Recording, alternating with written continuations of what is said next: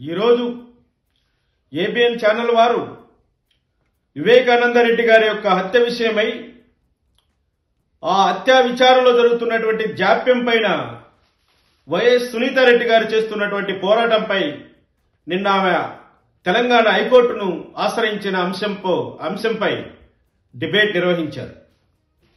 అందులో నేను పాల్గొన్నాను. అదేవిధంగా కాంగ్రెస్ పార్టీకి సంబంధించినటువంటి షేక్ బాజీ గారు పాల్గొన్నారు. తెలుగుదేశం పార్టీ తరపున ఆ పార్టీ అధికార ప్రతినిధిగా లిడ్ క్యాప్ చైర్మన్ గా పిల్లి మాణిక్యాలరావు గారు పాల్గొనడం జరిగింది. నేను ఒకటే మాట అన్నాను, సునీత గారికి న్యాయం జరగడం చాలా కష్టంగా ఉంది.